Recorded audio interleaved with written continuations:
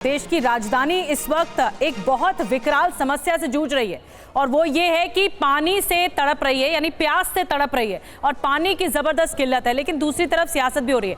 बड़ी खबर आपको बता देते हैं, दिल्ली में पानी के लिए केजरीवाल की बीजेपी से अपील भी सामने आई है। बीजेपी हरियाणा यूपी सरकार से पानी दिलाए, बीजेपी पानी दिलाएगी तो उसकी सराहना होगी। पानी की समस्या पर ना हो राजनीति, ये भी अरविंद केजरीवाल की तरफ से कहा गया। पड़ोसी राज्यों से पानी की सप्लाई कम हुई है, ये भी कहा गया अरविंद केजरीवाल की ओर से। और पानी के लिए बीजेपी से केजरीवाल की अपील सामने आई है। बीजेपी को अपील की गई है, दिल्ली को पड़ोसी राज्यों से पानी नहीं मिल रहा है, दिल्ली में पानी की मांग बढ़ी है और सप्लाई कम हुई है। बीजेपी धरना प्रदर्शन कर रही है, इससे निदान नहीं होगा। हाथ जोड़कर विनती है कि इस वक्त राजनीति न करें। बीजेपी को हरियाणा यूपी सरकार से बात करनी चाहिए पानी के संकट से जुड़ी हुई, और बीजेपी 1 महीने के लिए दिल्ली को कुछ पानी दिलाए ताकि समस्या से निपटा जा सके। बीजेपी पानी दिलाएगी तो लोग उनकी सराहना करेंगे, ये भी कहा अरविंद केजरीवाल ने। और ये कहा कि हम सब मिलकर काम करें तो राहत दिल्ली वासियों को दिला सकते हैं।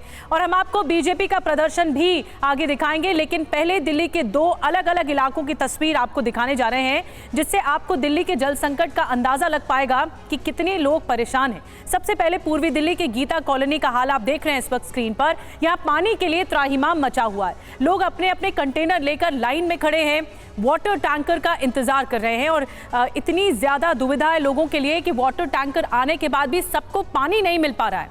वहीं चाणक्यपुरी के संजय पार्क इलाकों और लोग क्या कह रहे हैं, लोग किस तरह से अपनी समस्या को रख रहे हैं, आइए आपको लोगों की बात सुनवाते हैं। पानी में लेने बहुत समस्या होती है, क्योंकि पानी में देखो कितना, एक ही टैंकर आती है, पानी काफी लोग हैं इस पे, तो पानी मिल नहीं पाता। कभी कभी आपस चले जाते हैं। पानी तो और भी चाहिए, डबल टैंकर कम चाहिए। यहाँ पे सिंगल से होता नहीं है, किसी के होता है किसी के नहीं होता है। तो सरकार से बोला आपने? कम सुनवाई नहीं करता। अच्छा, क्या करेगा, गर्मी महीना है, पानी बिना लोग तरस जाता है, हार के मोल लेने पड़ता है। बहुत ही समस्या है जी। एक टैंकर आता है और ये इतना बड़ा बस्ती है, इस बस्ती एक टैंकर से क्या होने वाला है। इसमें नहर बसराम भी पानी जाता है और पानी बहता भी है। सरकार से 2 बार बग्गा को एप्लीकेशन दिए, लेकिन कोई सुनवाई नहीं है। गरीब दुखी झोपड़ी वाले क्या सुनवाई होता है, कोई सुनवाई नहीं है। तो लोगों को आपने सुना, एक तरफ तो जानलेवा गर्मी है तो दूसरी तरफ दिल्ली प्यासी है। चाणक्यपुरी के संजय पार्क इलाके में भी लोगों को सिर्फ वाटर टैंकर का सहारा है। पानी के टैंकर पहुंचते ही लड़ाई शुरू हो जाती है और फिर एक करके टैंकर से सैकड़ों लोग अपने लिए जरूरी पानी की व्यवस्था करते हैं। और इस बीच एक बड़ी खबर आपको बता दें, एक तरफ अरविंद केजरीवाल बीजेपी से अपील कर रहे हैं, वहीं दूसरी तरफ बीजेपी ने अरविंद केजरीवाल पर मिसमैनेजमेंट का आरोप लगाया है। शहीदी पार्क में बीजेपी के सैकड़ों कार्यकर्ताओं ने दिल्ली सरकार के खिलाफ प्रदर्शन किया और केजरीवाल के विधायकों पर पानी बेचने का आरोप लगाया।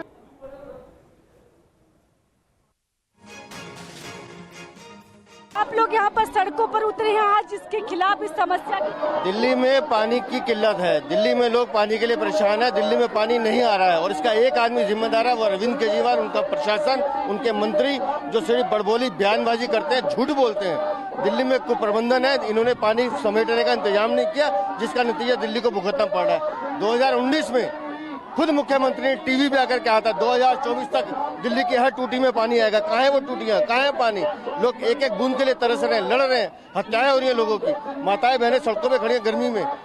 ये अरविंद केजरीवाल की ये है दिल्ली। तो आप आम आदमी पार्टी बोल रही है कि हम तो लगातार लेटर लिख रहे थे हरियाणा को, लगातार हम आंकड़ों के साथ साबित करूंगा अभी कि दिल्ली को हरियाणा पूरा पानी नहीं, सरप्लस पानी दे रहा है। दिल्ली सरकार झूठ बोल रही है, इनके पास पानी संभालने का सिस्टम नहीं है।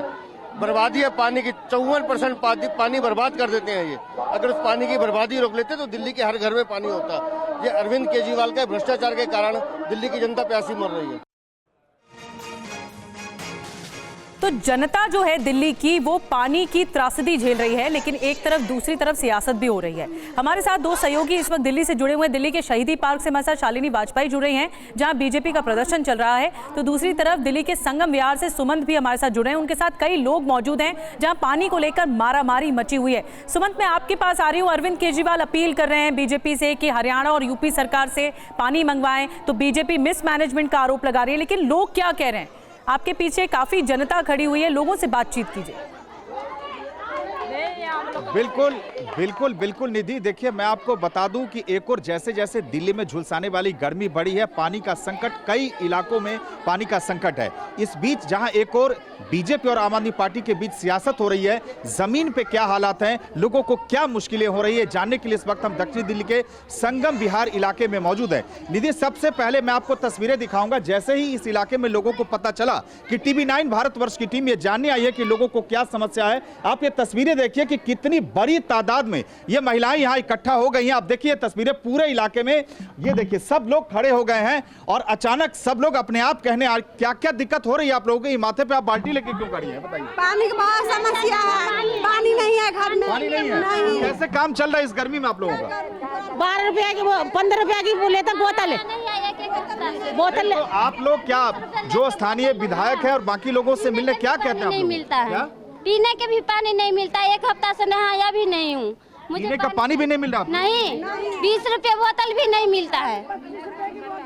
क्या कहेंगे आप? वही तो बच्चे लोग 4-4 दिन से नहाए के बीमार पड़े बिना नहाए हुए गर्मियों में। मतलब इस गर्मी में बच्चे कई दिन से नहा नहीं पा रहे हैं, पानी के चक्कर में नहा पड़े, इसी चक्कर में घर में जाके देखो सारे बच्चे बीमार पड़ा हुआ है।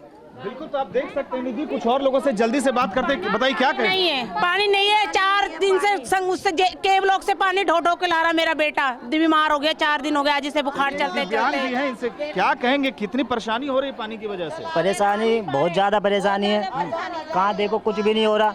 कभी कोई सरकार आ रही है, कभी कोई सरकार आ रही है, सरकार इधर से उधर हो रही है पर हमारा कुछ फायदा ही नहीं हो रहा। सरकार तो कहती है कि हम फ्री में पानी दे रहे हैं और आप लोग कह रहे 4-4 पानी नहीं दे रहा, कोई फ्री में नहीं दे रहा। ब्लैक में टैंकर मंगवा रहे हैं ना, वो भी 2-2 हजार रुपए के आ रहे हैं। ब्लैक में टैंकर मतलब टैंकर की कालाबाजारी हो रही है? कालाबाजारी हो रही है। कैसे आप लोग सारे लोग, कुछ और महिलाएं आगे आइए क्या टैंकर 1000 1200 रुपए का टैंकर आ रहा है। आप सब, ये जितनी आबादी है इस इलाके में, आप सब टैंकर पे ही निर्भर है? पानी आता ही नहीं है। आप कह रही है कि टैंकर जो आम दिनों में जितनी कीमत है उतनी कीमत में मिलती है, ज्यादा पैसे मिल रही है। पहले 400 में आती तो थी। स्थानीय लोगों को आप सुन रहे हैं, लोग त्राहिमाम कर रहे हैं पानी के बगैर। इस भीषण गर्मी में पानी के बगैर कैसे गुजारा हो, ये हमें सुमन बता रहे थे जब बातचीत कर रहे हैं महिलाओं से। तो एक तरफ तो पानी की किल्लत है, दूसरी तरफ आरोप भी लगा रहे हैं कि टैंकर तक की कालाबाजारी हो रही है। शहीदी पार्क से शालिनी वाजपेयी हमारे साथ हैं, यहाँ पर बीजेपी प्रदर्शन कर रही है। शालिनी, कैसे हल निकलेगा? एक तरफ अरविंद केजरीवाल है, दूसरी तरफ बीजेपी है, कैसे इस समस्या का, इस विकराल समस्या का हल निकलेगा? बिल्कुल निधि, दिल्ली में तपती गर्मी और उसी बीच जल संकट जिस तरह से सामने आया है, उसको लेकर अब राजनीति भी शुरू हो गई है। एक तरफ दिल्ली सरकार बोल रही है कि हरियाणा पानी नहीं दे रही है, वहीं दिल्ली बीजेपी कह रही है कि हरियाणा सरकार तो सरप्लस में पानी दे रही है। इसी को लेकर आज यहाँ पर तमाम लोग यहाँ पर इकट्ठे हुए थे, प्रदर्शन किया था। सबसे पहले शहीदी पार्क के पास उधर इकट्ठे हुए, उसके बाद यहाँ से उनको सचिवालय तक जाना था मार्च करते हुए, तो यहाँ तक आए और सभी को दिल्ली पुलिस ने पीछे को खदेड़ा। उसको लेकर काफी धक्का मुक्की भी हुई बीजेपी के कार्यकर्ताओं के बीच में और दिल्ली पुलिस के बीच में, लेकिन उन्होंने सबको पीछे कर दिया है। अब देखिए धीरे धीरे यहाँ से बैरिकेड जो है वो भी खोला जा रहा है। अभी तक ये पूरा बंद कर दिया गया था, यहीं पर सभी को रोका गया था, किसी को आगे नहीं जाने दिया जा रहा था। वो लोग दिल्ली सचिवालय जाने की मांग कर रहे थे और जो दिल्ली बीजेपी अध्यक्ष हैं वीरेंद्र सचदेवा, वो लगातार आरोप लगा रहे हैं कि ये दिल्ली सरकार जो है वो पानी का इंतजाम नहीं कर पा रही है। तमाम गंभीर आरोप भी वो लगा रहे हो। अब यहाँ पर देखिएगा प्रदर्शन लगभग खत्म हो चुका है और अब ये बैरिकेड भी हटा दिया गया है। तो दिल्ली बिल्कुल शालिनी, सियासत तो हो रही है लेकिन जो समस्या है वो जस की तस बनी हुई है। दिल्ली वासियों के लिए बहुत ज्यादा परेशानी है इस भीषण गर्मी। बहुत बहुत शुक्रिया शालिनी आपका, सुमंत आपका भी, लोगों की बात हम तक पहुंचाने के लिए। और दिल्ली के बाद महाराष्ट्र के विदर्भ की तस्वीरें आपको दिखाने जा रहे हैं, जहां हर गर्मी में स्थिति बेहद भयानक हो जाती है। गर्मी में अमरावती में पानी की भारी किल्लत है। पानी जो पीने का पानी है वो तक लोगों को नहीं मिल रहा है और पानी के लिए जान जोखिम में लोग डालते हुए नजर आ रहे हैं। देखिए, पानी के लिए प्रदूषित तालाबों पर लोग निर्भर हैं, गड्ढे खोदकर पानी की व्यवस्था में लोग नजर आ रहे हैं।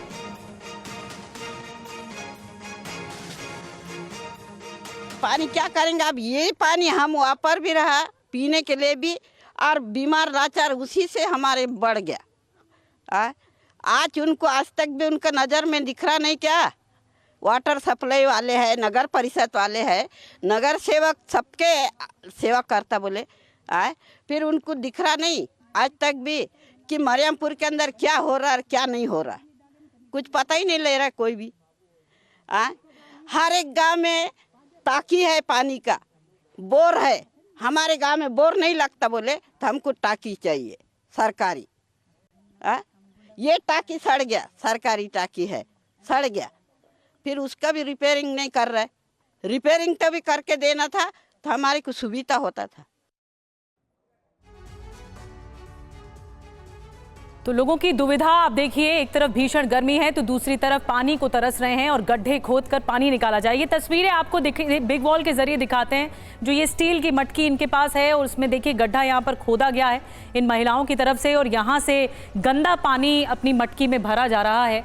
ये त्रासदी इस वक्त झेल रहे हैं लोग और लोगों के लिए बहुत भारी परेशानी। जो साफ पानी है वो नहीं लोगों को मिल पा रहा है और इसीलिए गड्ढा खोदकर जो गंदा पानी है उसी को ही मटकी में भरते हुए नजर आ रहे हैं।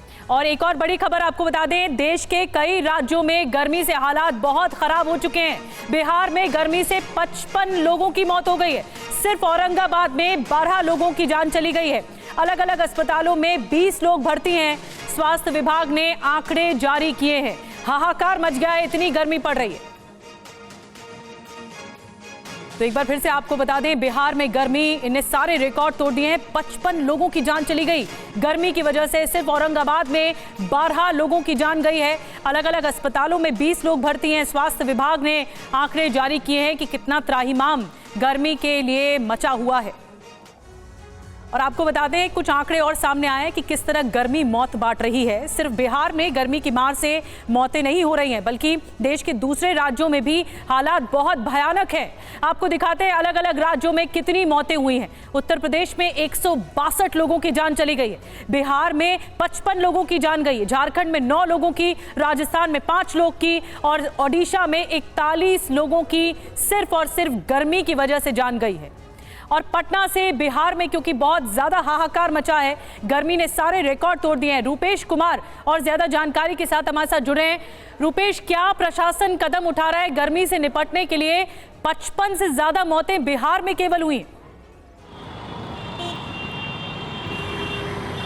देखिए 55 से ज़्यादा मौतें हो चुकी हैं और सरकारी स्तर पर आपदा प्रबंधन विभाग हो या फिर स्वास्थ्य विभाग हो, अलर्ट जारी किया गया है। आईएमडी ने जो निर्देश जारी किए हैं उन निर्देशों का पालन करने के लिए जो जलस्तर नीचे गया है उसके लिए 1900 करोड़ रुपए जारी किए गए हैं कि हर जगह जहां पानी की किल्लत है वहां नए चापाकल लगाए जाएं। अस्पतालों में अलग से वार्ड, अलग से बेड स्थापित किए गए हैं क्योंकि पिछले दिनों 200 से ज़्यादा ऐसे बच्चे जहाँ स्कूल खुले हुए थे और राजभवन और शिक्षा विभाग के बीच ठनी हुई थी स्कूल खोलने को लेकर कि अंततः राजभवन ने निर्देश दिया, मुख्यमंत्री ने निर्देश दिया, उसके बाद से राज्य भर के स्कूल तो बंद हो गए, लेकिन जिस दिन बंद होने का निर्देश आया उस दिन 200 से ज़्यादा बच्चे बीमार होकर अस्पतालों में पहुंच गए। लेकिन इस बीच इधर चुनावी ड्यूटी में जो मतदान कर्मी लगे हुए हैं उनमें से 6 लोगों की मौत हो चुकी है, 3 दारोगा की मौत हो चुकी है, 4 पुलिसकर्मियों की मौत हो चुकी है, सामान्य लोगों की यानी किसानों को भी मौतें हुई हैं जिनको बाहर गर्मी के दिनों में खास करके बुधवार और गुरुवार और मंगलवार इन 3 दिनों में 127 वर्षों का रिकॉर्ड बिहार में टूटा है।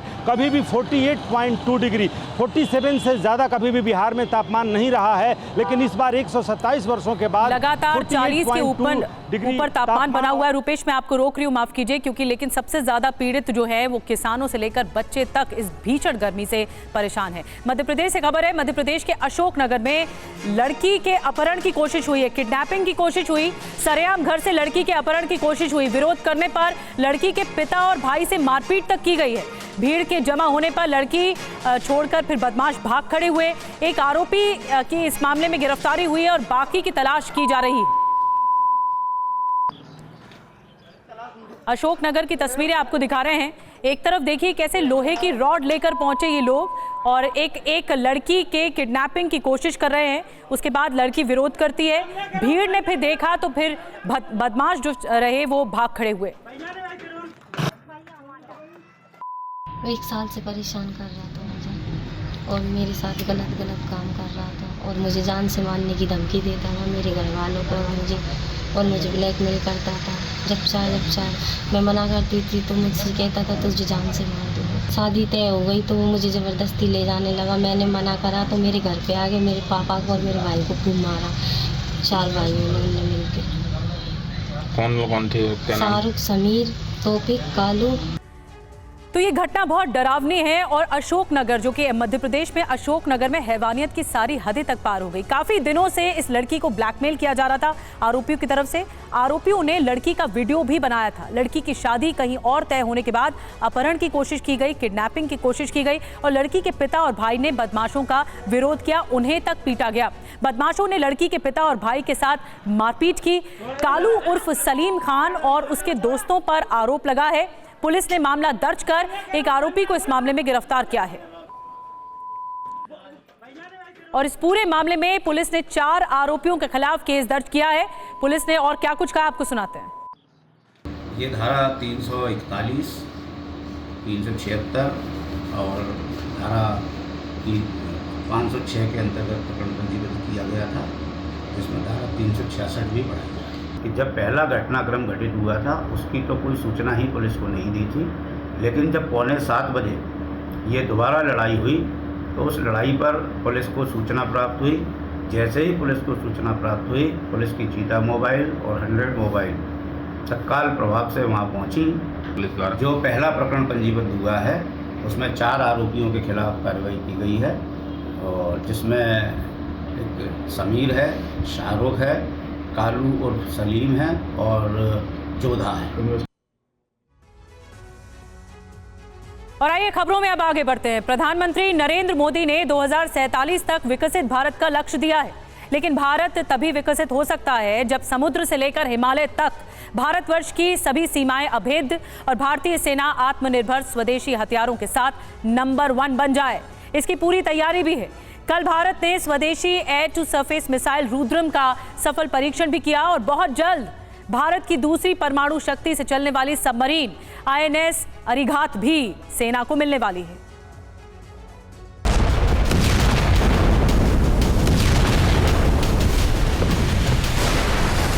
आसमान आज इस बात की गवाही दे रहा है कि नई ऊंचाई नए भारत की सच्चाई है।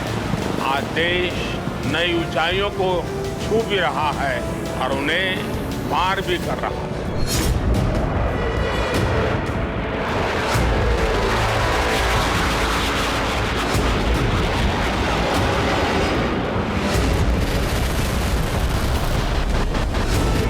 लक्ष्य कठिन से कठिन क्यों न हो, चुनौतियां बड़ी से बड़ी क्यों न हो, भारत जब ठान लेता है तो कोई भी लक्ष्य असंभव नहीं होता।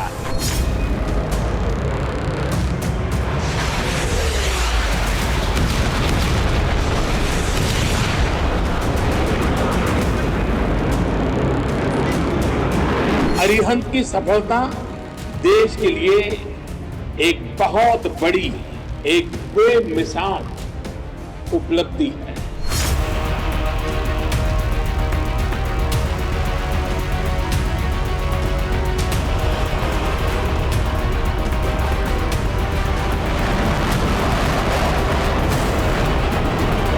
मोदी का लक्ष्य भारत की सेनाओं को सबसे ज्यादा आधुनिक बनाना है, सबसे ज्यादा सामर्थ्यवान बनाना है, सच्चे अर्थ में आत्मनिर्भर बनाना है।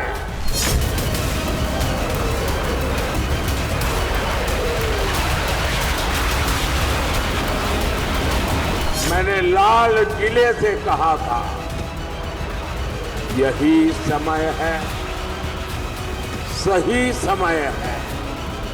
21वीं सदी भारत की सदी होगी।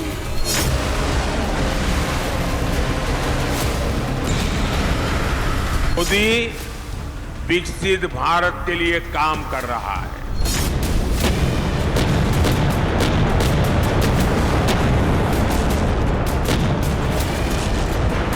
हमारा देश ब्रह्मोस मिसाइल बनाता है।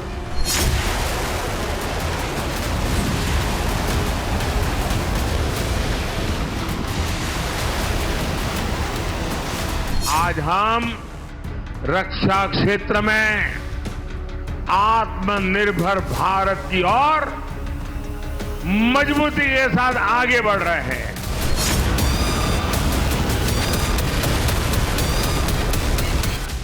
उनतीस मई 2024 सुबह 11:30 बजे बंगाल की खाड़ी का किनारा ओडिशा।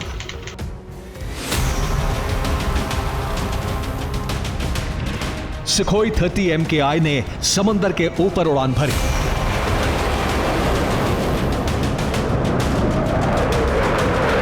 और हवा से जमीन की तरफ टारगेट करके एक मिसाइल लॉन्च कर दी। मिसाइल भारत की समुद्री सीमा से दागी गई। मिसाइल का टारगेट भी भारत की सीमा के अंदर ही था, लेकिन खलबली चीन तक मच गई, क्योंकि यह वीडियो भारत की उस स्वदेशी मिसाइल के सफल परीक्षण का है जिसे भारतीय सेना रुद्रम 2 कहती है।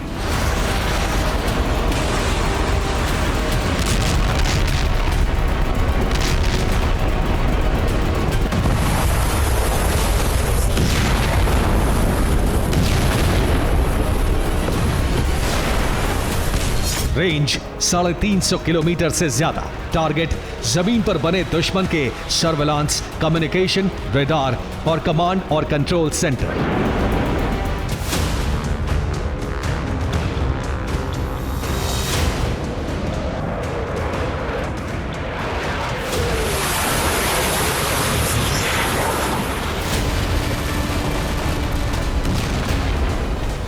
डीआरडीओ की बनाई 350 किलोमीटर की स्ट्राइक रेंज वाली ये मिसाइल सबसे आधुनिक नई जनरेशन की एंटी रेडिएशन मिसाइल है।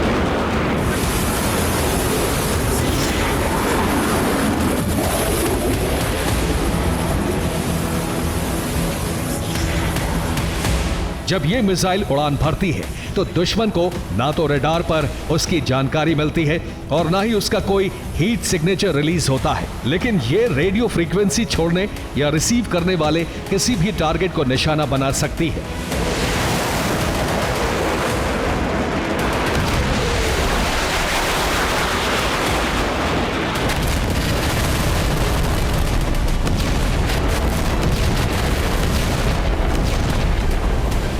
रुद्रम मिसाइल के बिल्कुल करीब तक पहुंचने से पहले दुश्मन को इसका पता तक नहीं चलता।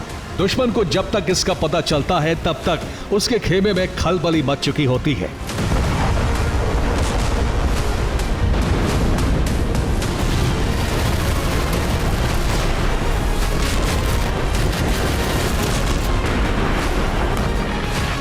रुद्रम मिसाइल की लॉन्च स्पीड 0.6 से 2 मैक यानी 2469.6 किलोमीटर प्रति घंटे से ज्यादा है। भारत की स्वदेशी रुद्रम 2 मिसाइल दुश्मन पर डबल अटैक करती है। भारत की नई air to ground missile Rudram 2 launching से पहले और उसके बाद भी टारगेट को लॉक कर सकती है। रुद्रम 2 ऐसी पहली स्वदेशी मिसाइल है जो किसी भी तरह के सिग्नल और रेडिएशन को पकड़ सकती है। जमीन पर हमला करने के साथ साथ ये दुश्मन के मिसाइलों को भी तबाह कर सकती है।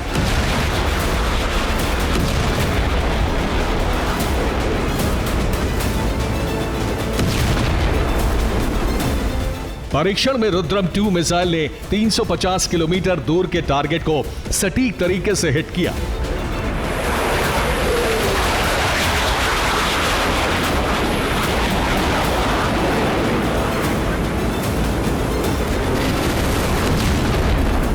यानी यह साबित हो गया कि रुद्रम 2 मिसाइल बिना चूके 350 किलोमीटर के दायरे में आने वाले दुश्मन के हर टारगेट को तबाह करने की ताकत रखती है।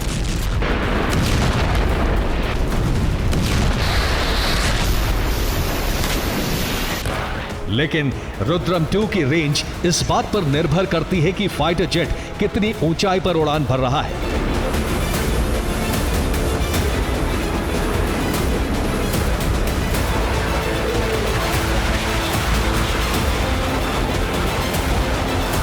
रुद्रम 2 मिसाइल को सुखोई 30 MKI, तेजस या राफेल जैसे आसमानी योद्धाओं की मदद से 500 मीटर से लेकर 15 किलोमीटर तक की ऊंचाई से लॉन्च किया जा सकता है।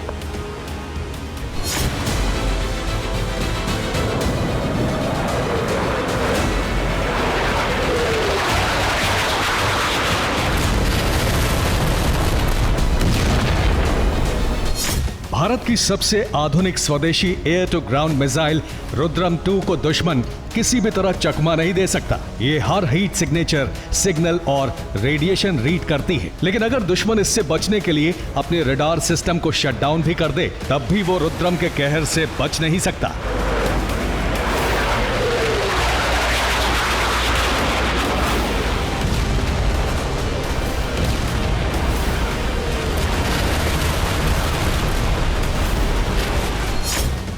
यानी दुश्मन चाहे कुछ कर ले, अगर भारत के फाइटर पायलट ने आसमान से उसके ठिकानों को नेस्तनाबूद करने के लिए रुद्रम 2 मिसाइल लॉन्च कर दी, तो वो अचूक तरीके से उस टारगेट को तबाह करके ही रहेगी।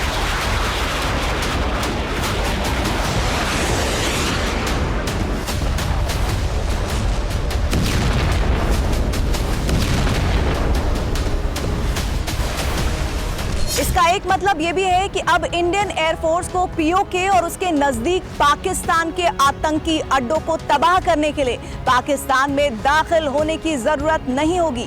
एलओसी के इस पार रहते हुए भी रुद्रम 2 मिसाइल की मदद से मुजफ्फराबाद, कोटली और बरनाला में चल रहे आतंकी सेंटर को तबाह किया जा सकेगा।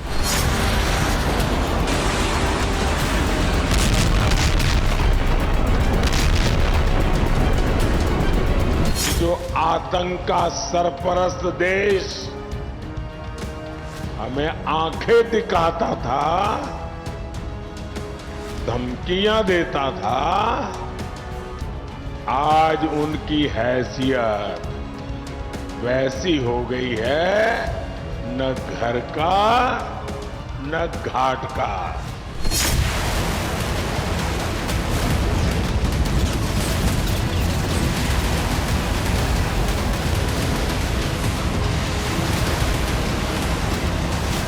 पिछले 10 साल में भारत की सेनाओं की शक्ति बढ़ी है। रक्षा क्षेत्र में देश तेजी से आत्मनिर्भर हुआ है। भारतीय वायुसेना, भारतीय नौसेना और आर्मी को नए और आधुनिक स्वदेशी हथियार मिल रहे हैं। ये हथियार किसी को डराने के मकसद से नहीं है, डराने वाले को जवाब देने के लिए है।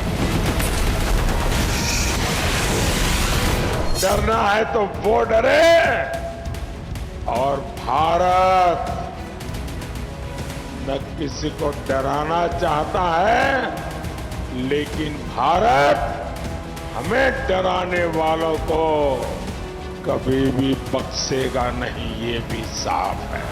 और इसलिए भारत आज घर में घुसकर मारता है।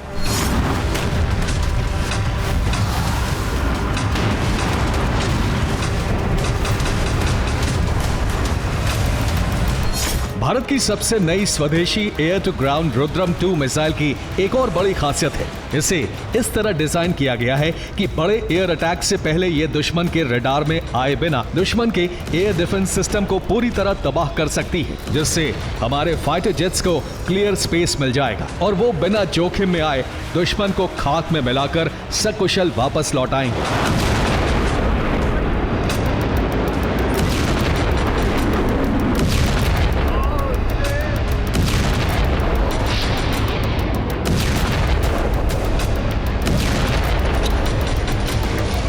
दुश्मन के वार्निंग रडार, कमांड और कंट्रोल सिस्टम, रेडियो फ्रीक्वेंसी का इस्तेमाल करने वाले सर्विलांस सिस्टम और एंटी एयरक्राफ्ट हथियारों से कनेक्टेड कम्युनिकेशन सिस्टम को तबाह करना किसी भी युद्ध में जीत की सबसे पहली सीढ़ी माना जा सकता है।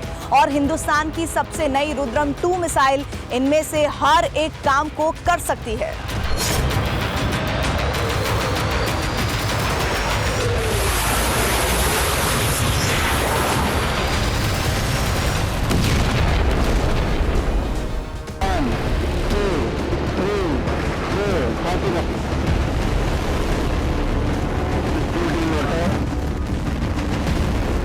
इससे पहले 11 मार्च को डीआरडीओ के वैज्ञानिकों ने 10 से ज्यादा वॉरहेड को अलग अलग स्पीड से अलग अलग दिशाओं में रिलीज करने वाली MIRV टेक्नोलॉजी से लैस अग्नि 5 मिसाइल का सफल परीक्षण किया था और चीन से लेकर पाकिस्तान तक खलबली मच गई थी। अब रुद्रम 2 के बाद भारत का एक जंगबाज समंदर में उतरने वाला है।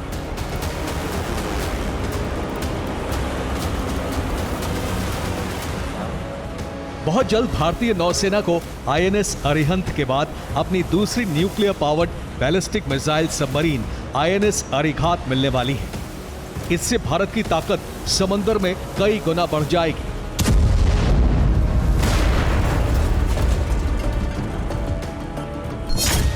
आईएनएस अरिघात अरिहंत क्लास की अपग्रेडेड सबमरीन है।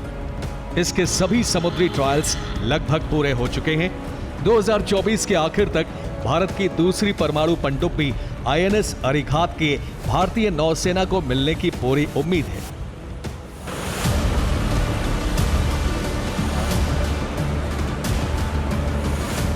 दो nuclear powered ballistic missile submarine जब समंदर में उतरेंगी तो समंदर में पाकिस्तान और चीन दोनों की नौसेनाओं का खतरा मिट जाएगा।